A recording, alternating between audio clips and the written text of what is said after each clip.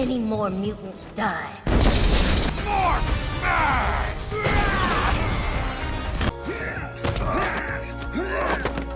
X-Men 97 left 3 burning questions, unanswered 1.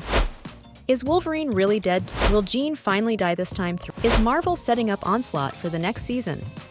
Before we discuss and explain the totally mind-blowing ending of X-Men 97 Episode 9, let's just take a quick recap of what just happened in the episode. In the latest episode of X-Men 97, amidst the 3-part finale event, we witnessed the X-Men facing a dire situation.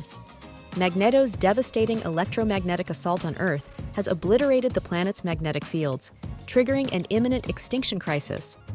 Meanwhile, Magneto manages to sway Rogue and Sunspot to join his cause, luring them to his mutant sanctuary on Asteroid M.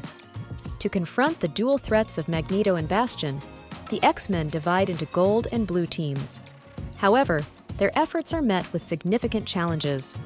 Forge's aircraft, the Blackbird, is compromised in the confrontation, and Mr. Sinister resurfaces, unleashing terror upon Jean Grey and manipulating Cable into a deadly confrontation where Jean seemingly falls. In a climactic showdown, Wolverine attempts to take down Magneto, only to suffer a devastating blow as Magneto strips the adamantium from Wolverine's skeleton, leaving him severely wounded. Now the big question is Wolverine really dead? In the dramatic climax of X-Men 97 Episode 9, Wolverine unexpectedly gains the upper hand on Magneto, catching him off guard as he lunges towards Professor X. With a swift and decisive strike, Wolverine plunges his claws into Magneto's chest, delivering a cutting remark. The courageous are often the first to fall. This memorable line echoes back to a pivotal moment in the 1993 episode, The Final Decision, where Magneto himself uttered those words, "The brave are always the first to die," as the X-Men embarked on a perilous mission to confront Master Mold and rescue Senator Robert Kelly.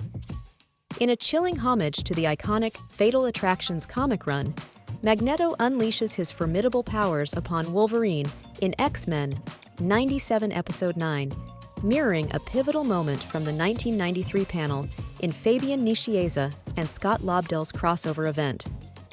With a raw display of his magnetic abilities, Magneto liquefies the adamantium within Wolverine's body, extracting it through his skin in a scene reminiscent of the original comic.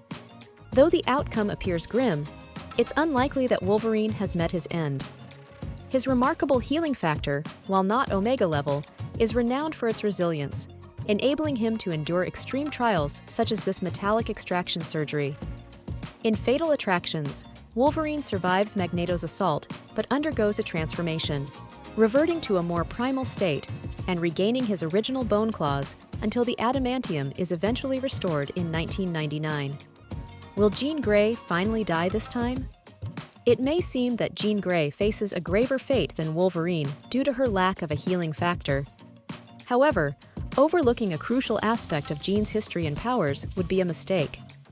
In a desperate battle against Cable, who is under the control of Mr. Sinister, Jean musters her psychic strength to reach out to Cyclops, confessing her love for him before seemingly being obliterated by Cable's relentless energy onslaught. Cyclops is left shattered, especially after witnessing the son he only recently reunited with commit such a devastating act against his wife. This ordeal raises the possibility of Cyclops being pushed beyond his usual stoicism. Despite the uncertainty surrounding Jean's fate, there remains a glimmer of hope, albeit with a significant caveat. In the comics, Jean's connection to the Phoenix Force renders her essentially immortal, as she has been resurrected multiple times. The Phoenix Force, one of Marvel's oldest cosmic entities and the embodiment of life force, holds the power to bring Jean back from death. While X-Men, the animated series, concluded with Jean being separated from the Phoenix Force following the Dark Phoenix saga, the 2018 comic series, Phoenix Resurrection, the return of Jean Grey reaffirmed the symbiotic relationship between Jean and the Force. There is ample precedent to believe that the Phoenix could return to Earth to resurrect Jean once more. Is Marvel X-Men 97 setting up Onslaught for its next season? In Episode 8 of X-Men 97, viewers were treated to intriguing interactions between Bastion and various notable Marvel villains like Doctor Doom and Baron Zemo. Additionally, Magneto's EMP attack in the same episode featured cameos from numerous Marvel heroes, hinting at the potential for future storylines. These carefully crafted scenes suggest the possibility of Onslaught's emergence in the X-Men animated universe. The events leading up to the finale, particularly Magneto's drastic action of stripping Wolverine of his adamantium, along with Xavier's presence as a witness, set the stage for significant developments. Originally, the plan was to use Xavier's telepathy to control Magneto and rectify Earth's magnetic fields. However, this risky endeavor could inadvertently leave Xavier vulnerable to Magneto's influence, potentially leading to the creation of Onslaught.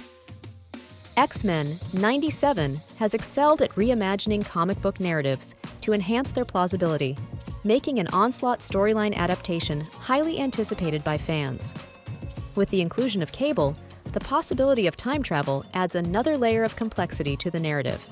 Yet, it seems improbable that the show will veer away from the compelling Onslaught arc. Given the limited major 90s X-Men storylines left to adapt, especially after the destruction of Genosha, the aftermath of Operation Zero Tolerance sets the stage perfectly for the introduction of Onslaught.